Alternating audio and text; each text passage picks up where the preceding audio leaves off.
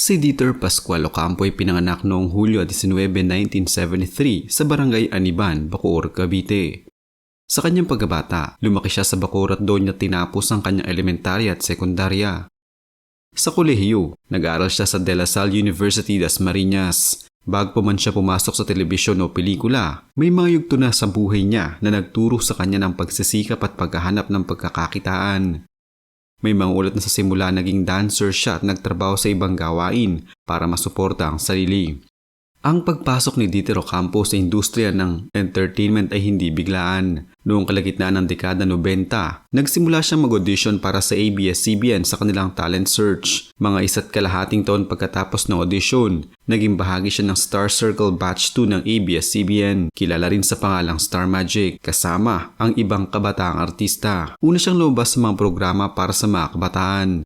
Kabilang ang show na Ang TV, isang programa para sa mga teens at ang pelikulang adaptation ng programang iyon. Lumabas din siya sa pelikulang Calvento Files, the movie noong 1997 bilang isa sa kanyang mga unang paglabas sa sinehan. Sa ABS-CBN na rin siya naging bahagi ng grupo na The Hanks, isang male group ng mga artista noong early 2000s kasama sina Piolo Pascual, Jericho Rosales, Carlos Agassi at Bernard Palanca. Bukod sa pag-arte, may interest din si Dieter Ocampo sa musika. Kasama siya sa banda na pinangalan ng Blow at kilala siya doon sa palayaw na Captain Mongrel. Noong 2001, naging executive producer siya para sa album ng bandang The Pinups na Hello Pain, na nakatulong upang maging una ang grupong iyon sa Pilipinas na makapirma sa isang US label.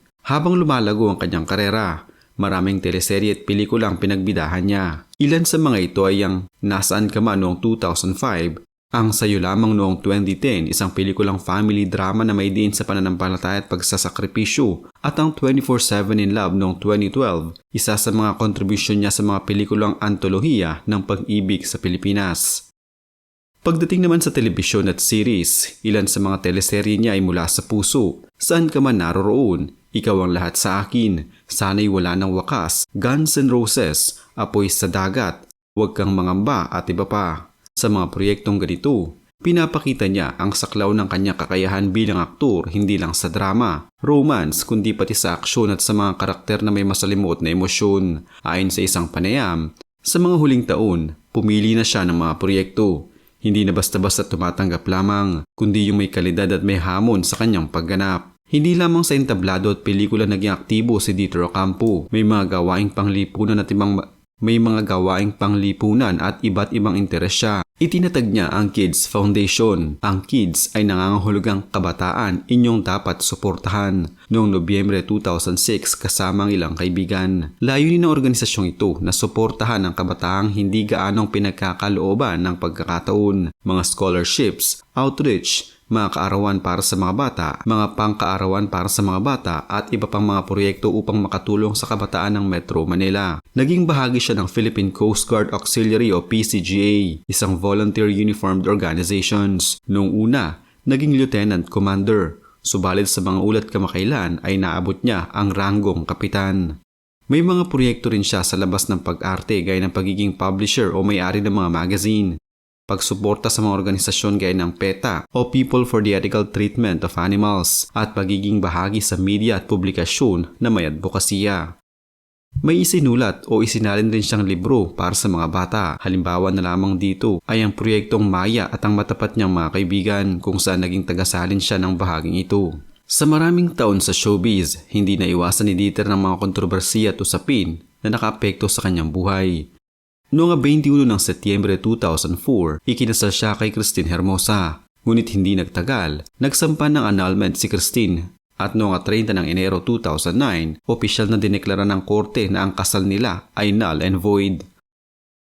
May mga issue din na lumabas tungkol sa kung ano ang naging dahilan ng annulment, kabilang ang mga technical irregularities. May mga balita tungkol sa pagiging malapit niya sa ibang mga babae at mga link-ups gaya ng Brazilian model na si Mariana Del Rio. May mga ulat na nakatanggap si Dieter ng death threat sa konteksto ng kanilang paghihiwalay ni Christine Hermosa. May mga panahon na hindi siya madalas makita sa mga proyekto at lumitaw na may mga haka-haka na para siyang nawala sa showbiz. Ngunit nilinaw niya na hindi siya nawala. Ginagamit niya ang panahon para mag-training, magkondisyon ng sarili, physical man o mental, pati na rin spiritual. May isang anak si Dieter Ocampo, isang lalaking pinangalanan niyang Dream, na ipinanganak noong Abril 2004 sa isang dating non-showbiz partner. Sa ilang panayam, ipinahayag ni Dieter na mahalaga sa kanyang papel na ama at mahigpit niyang tinuturuan si Dream ng pagpapakumbaba at pagpapahalaga. Sa usapin ng kasalukuyang relasyon, may balita na may girlfriend si Dieter Ocampo na si Rima Odswani. Sa isang panayam, sinabi ni Rima na masaya siya at kontento sa relasyon nila pero hindi pa nila pinaplano ang kasal ng seryoso sa ngayon. Ayon naman kay Dieter, hindi pa niya binibigyan ng prioridad ang pag-aasawa sa kasalukuyan. Aktibo pa rin si Dieter Ocampo sa industriya ng showbiz. Bagamat hindi na ito ganoon kasigla, patuloy pa rin siyang nakikita sa telebisyon at sa mga sinihan.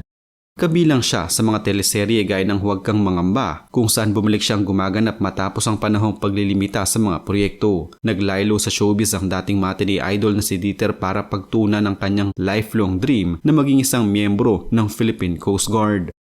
Sa ngayon ay kapitan na ang 51 taong gulang na si Dieter ng Philippine Coast Guard Auxiliary o PCGA. Isang voluntary uniformed non-government organization na layong magbigay ng assistance sa PCG sa pagsulong ng kaligtasan sa karagatan, pagprotekta sa marine environment at pagtulong sa humanitarian activities. Para kay Dieter, ito ay paraan niya para makapagserbisyo sa bayan at para makatulong sa mga nangangailangan matapos magtrabaho at umasenso sa showbiz ng ilang dekada. Maraming taon nang ginugol ni Dieter sa pag-aartista pero hindi pa rin siya nakalimot na tuparin ang kanyang pangarap na maging isang public servant. Taong 2014, nang nagpa-enlist sa Philippine Coast Guard ang dating matinee idol mula sa pamilya naman nagseserbisyo sa militar si Dieter Ocampo. Naging inspirasyon niya ang kanyang yumaong ama na isang dating marine engineer na pasukin ng Coast Guard. Samantala, ang kanyang late great-grandfather naman ay dating US Army Sergeant ng World War I at World War II. Dumaan sa maraming seminar sa training si Dieter Ocampo bago maabot ang kanyang ranggo na kapitan sa Philippine Coast Guard Auxiliary. Kabilang sa mga tungkulin ni Dieter Ocampo bilang miyembro ng PCGA ang pagtulong sa mga nangangailangan. Para kay Dieter, kakaibang disiplina ang itinuro sa kanya ng pagiging marino at isa na riyan ang pagtataguyod ng tamang pag-iisip. Ito ang isang paraan ni Dieter Ocampo para tumanaw ng utang na loob sa kanyang bansang sinilangan at sa mga taong tumulong sa kanya noon. Inamin ni Dieter Ocampo na pinagtibay ng kanyang mga training sa Coast Guard ang kanyang karakter. May hahalin tulad ni Dieter Ocampo ang kanyang journey sa tubig na minsan ay kalmado at minsan naman ay maalon. Madalas mag-organisa ng polo and golf tournament si Dieter Ocampo bilang fundraising events para makalikom ng pondo para sa pagpapaaral sa mga scholar ng Hero Foundation, isang charity organization na tumutulong sa military orphans. Nakasama ni Dieter Ocampo ang leading lady niya sa 1999 movie na Bakit Pa na si Jessa Zaragoza sa anniversary gala night ng Philippine Coast Guard kamakailan. Itinuturing niyang second home ang sasakyang pandagat ng Coast Guard gaya ng Teresa Magbanwa class patrol vessel.